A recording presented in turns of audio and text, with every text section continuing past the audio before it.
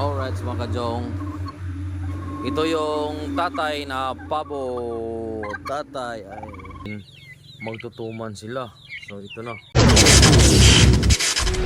Subscribe. Alright mga kajong, magandang hapon sa lahat. Update tayo sa ating alagang pabo. So una tayo sa taas.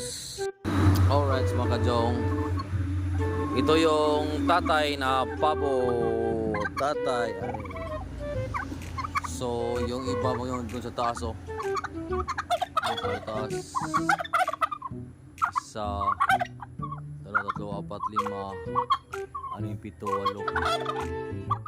Bali, walo dito, walo. 1,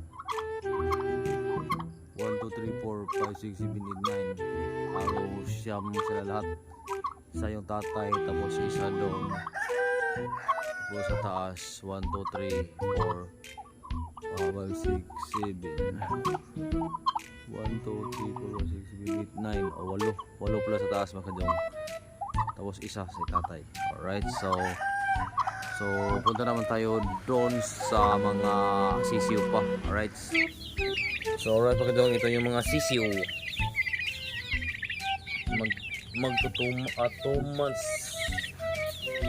Two months na sila.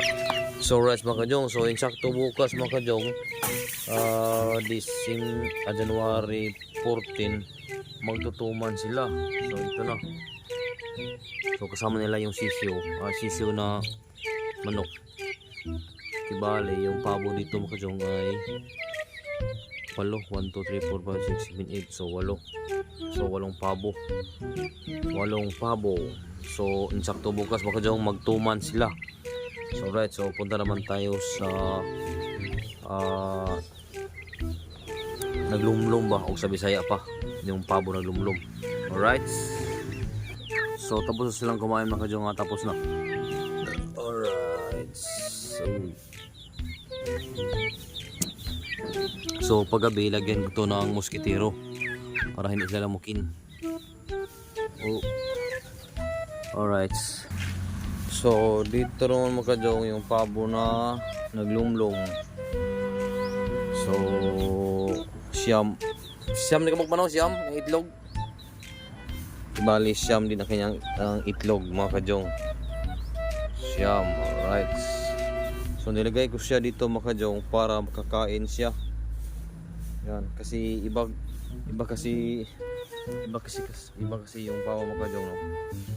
Dahil dito sila parehas sa manok na pag gutom ay hindi silang maghanap ng pagkain. Ito parang sacrifice nila yung kanilang itlog. Hindi sila basta-basta umalis sa kanilang itlog pag hindi na talaga mapisa.